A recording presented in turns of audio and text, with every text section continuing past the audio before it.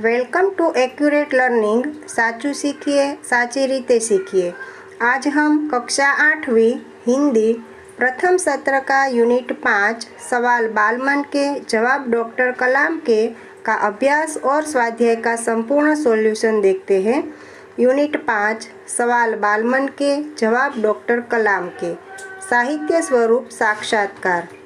पहले हम अभ्यास देखते हैं। प्रश्न पहला,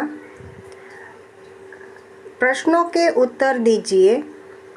पहला, यदि आप इन प्रश्नकर्ताओं में होते तो आप कौन कौन से प्रश्न पूछते? यदि मैं इन प्रश्नकर्ताओं में होता तो निम्नलिखित प्रश्न पूछता। हमारे देश में से भ्रष्टाचार नाबूद क्यों नहीं होता? पढ़ाई में रुचि उत्पन्न करने के लिए हमें क्या करना चाहिए? एक छात्र होने के नाते हमारा देश के प्रति क्या कर्तव्य है? हमारे देश में से गरीबी को कैसे दूर किया जा सकता है? दूसरा, डॉक्टर कलाम ने अपने बचपन की कौन सी यादगार घटना सुनाई?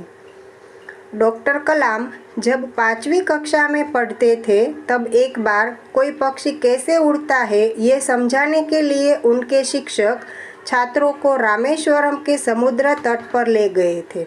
वहाँ शिक्षक ने जीवंत उदाहरण देकर यह समझाया था और इस घटना से ही डॉक्टर कलाम को आगे विज्ञान पढ़ने की प्रेरणा मिली थी।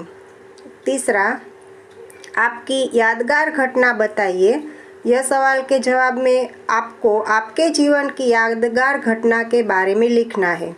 मैं जब 5वीं कक्षा में पढ़ता था तब हमारी स्कूल में रमतोत्सव का आयोजन किया गया था, जिसमें दौड़, कबड्डी, साइकिल रेस, गोला फेंक, लंबी कूद, ऊंची कूद जैसी कई सारी स्पर्धाएं रखी गई थी।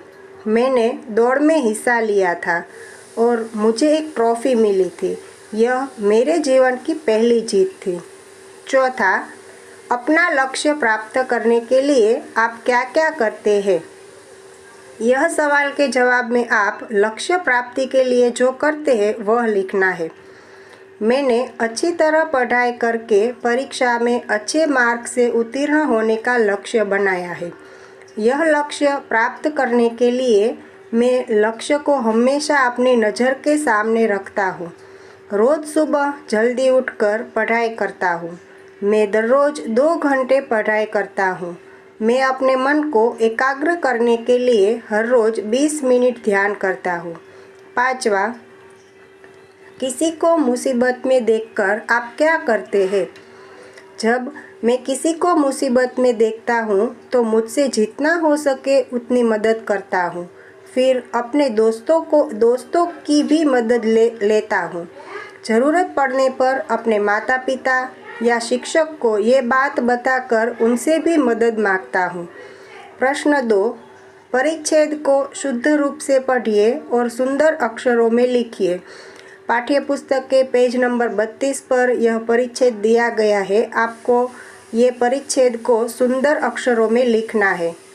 प्रश्न 3, बचपन में हमें किस भाषा को प्रमुखता देनी चाहिए, मातृभाषा या अंग्रेजी? क्यों? बचपन में हमें मातृभाषा को प्रमुखता देनी चाहिए क्योंकि कोई भी भाषा सीखने का प्रथम चरण श्रवण होता है। मातृभाषा को बालक अपने आसपास पर्याप्त मात्रा में सुन सकता है। मातृभाषा से हम पूरी तरह से परिचित होते हैं, इसलिए सीखना आसान बन जाता है। हम दूसरी कोई भी भाषा सीख ले, हम सोचते तो अपनी मातृभाषा में ही है। बालक मातृभाषा में अपने विचार और अपनी समस्याओं को अच्छी तरह से प्रस्तुत कर सकता है, इसलिए बचपन में मातृभाषा को प्रमुखता देनी चाहिए। प्रश्न 4, अनुमान लगाओ। तुम 2020 में हो, अपने आसपास क्या देख रहे हो? अपने विचार प्रस्तुत कीजिए। हम 2025 की साल में है ऐसा अनुमान करके इस सवाल का जवाब लिखते हैं।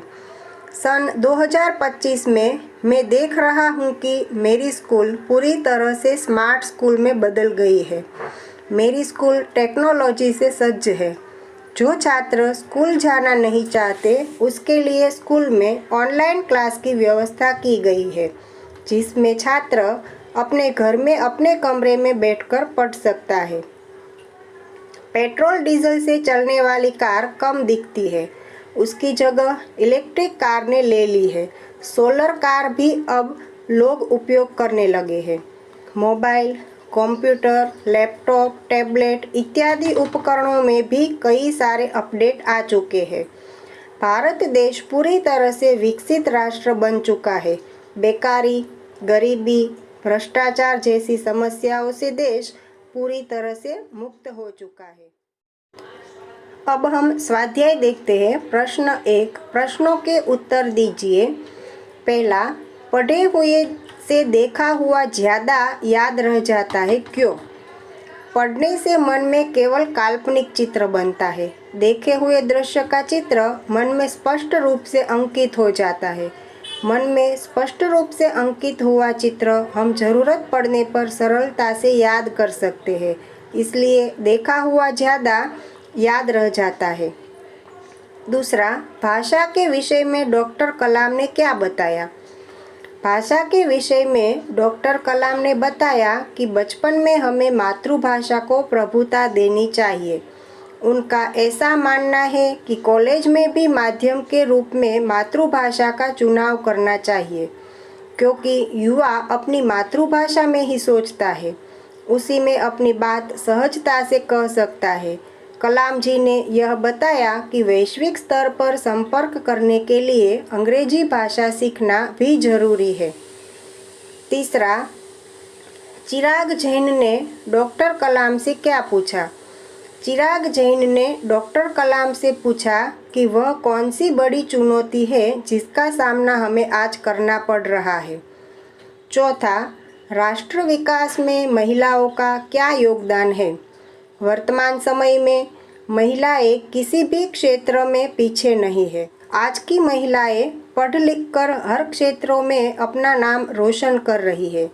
हमारे स्वतंत्र भारत के प्रथम प्रधानमंत्री जवाहरलाल नेहरू की पुत्री इंदिरा गांधी हमारे देश की प्रथम महिला प्रधानमंत्री बनी थी और 17 वर्ष तक प्रधानमंत्री रहकर भारत को शक्तिशाली बनाया। सशस्त्र सेनाओं में भी महिलाओं की नियुक्ति होती है। 3 सेनाओं में पर्याप्त महिला अधिकारी है। इस प्रकार राष्ट्र विकास में महिलाओं का अमूल्य योगदान है। पांचवा, किसी भी देश के लिए सेना का क्या महत्व है? किसी भी देश के लिए सेना बड़ी महत्वपूर्ण होती है। सेना दुश्मनों के आक्रमण से देश की रक्षा करती है। देश में आतंकवादी घुस जाए तो सेना के जवान अपनी जान दांव पर लगा के उनसे लड़ते हैं। देश में भूकंप, बाढ़ जैसी कोई आपत्ति आ जाए तो सेना संकट में पड़े लोगों को सहायता करती है। इस प्रकार सेना देश का रक्षण करती है। प्रश्न दूसरा, मुहावरे का अर्थ देकर वाक्य में प्रयोग कीजिए। पहला, जी तोड़ मेहनत करना, उसका अर्थ है बहुत मेहनत करना। तो वाक्य इस तरह होगा, मेरा भाई पढ़ाई में जी तोड़ मेहनत कर रहा है। दूसरा, महारत हासिल करना, उसका अर्थ है कुशलता प्राप्त करना या योग्यता प्राप्त करना। तो वाक्य ऐसे होगा, सचिन ने क्रिकेट में महारत हासिल किया है। प्रश्न 3, रूपरेखा के आधार पर कहानी लिखिए। यहाँ रूपरेखा दी गई है, उसके आधार पे कहानी की रचना करनी है। एक ब्राह्मण स्त्री, नेवला पालना, पानी भरने के लिए बाहर जाना, लौटने पर मुंह खून से देखना, बच्चे की हत्या की शंका, नेवले पर घड़ा पटकना, बच्चे को जिंदा पाना, पास ही मरा हुआ सांप पाना, पछतावा, सीख। अब कहानी देखते हैं। एक गांव में एक ब्राह्मण स्त्री रहती थी। उसका नाम सावित्री था। उसे एक छोटा सा बच्चा था। इस स्त्री ने एक नेवला पाल रखा था। एक दिन सावित्री पानी भरने के लिए बाहर गई। घर में उसका छोटा बच्चा अकेला था। उसने नेवले को समझाया था कि बच्चे का ध्यान रखे। उसी समय एक सांप घर में घुस आया। वह बच्चे की ओर जा रहा था। नेवले ने सांप को रोका और उन दोनों में लड़ाई शुरू हो गई। नेवले ने सांप को मार दिया और घर से बाहर आया। सावित्री पानी भरकर लौटी। उसने दूर से नेवले का खून से भरा हुआ मुंह देखा। उसने सोचा कि नेवले ने उसके बच्चे को मार डाला है। वह गुस्सा हो गई और पानी से भरा घड़ा नेवले पर पटकाया। नेवला वहीं मर गया। सावित्री घर में गई। उसने देखा कि उसका बच्चा चैन से सो रहा था। बच्चे के पालने के पास एक मरा हुआ सांप पड़ा था। यह देखकर सावित्री को सारी बात समझ आ गई। सावित्री को बहुत पछतावा हुआ। वह अपने आप को कोसने लगी और रोने लगी। तो यह कहानी की सीख है, जल्दबाजी में कोई काम नहीं करना चाहिए। प्रश्न 4, मातृभाषा में अनुवाद कीजिए। हमारे लिए संसार में सबसे अधिक मूल्यवान हमारा शरीर है। शरीर के द्वारा ही हम सभी काम करते हैं, इसलिए शरीर का स्वस्थ रहना बहुत जरूरी है। शरीर को स्वस्थ रखने के लिए व्यायाम करना आवश्यक है। व्यायाम से शरीर मजबूत और सुडौल बनता है। अंग अंग में स्फूर्ति आती है। शरीर में आलस्य नहीं रहता। अब ये मातृभाषा में अनुवाद देखते हैं। આપણા માટે દુનિયામાં સૌથી વધારે મૂલ્યવાન આપણું શરીર છે। શરીર દ્વારા જ આપણે બધા કામ કરીએ છીએ, માટે શરીર સ્વસ્થ રહે તે ખૂબ જરૂરી છે। શરીરને સ્વસ્થ રાખવા માટે કસરત કરવી જરૂરી છે। કસરતથી શરીર મજબૂત અને સુડોળ બને છે। દરેક અંગમાં સ્ફૂર્તિ આવે છે। શરીરમાં આળસ રહેતી નથી। अब भाषा सज्जता।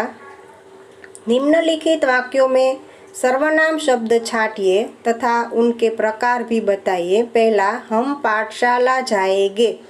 हम, यह वाक्य में पुरुषवाचक सर्वनाम है। दूसरा, यह मेरी किताब है। तो इस वाक्य में यह निश्चयवाचक सर्वनाम है। तीसरा, कोई आ रहा है।